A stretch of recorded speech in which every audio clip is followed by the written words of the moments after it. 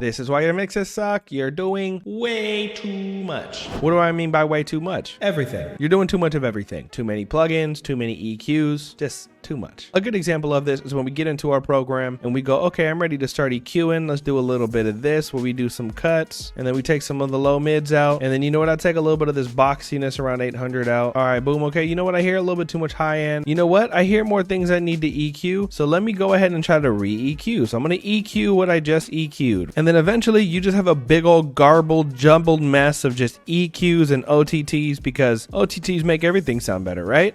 Right?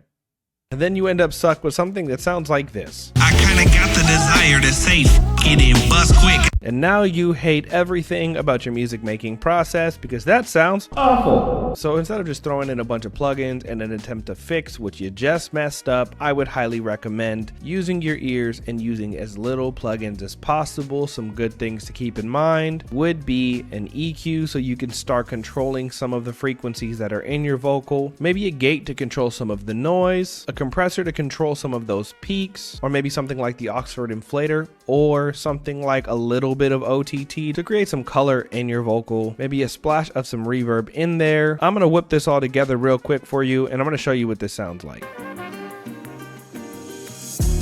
I ended up adding the SSL DS. I did upgrade to the Slate bundle that came with the SSL stuff. I like this plugin actually. It's pretty fun. If you don't have a de-esser plugin, I would try it. But essentially, this is where we've gotten. This was the vocal before. I kinda got the desire to say it and bust quick as half these damn rappers saying. And this is what it sounds like after. I kinda got the desire to say it and bust quick as half these damn rappers saying. Bro, they don't even suck.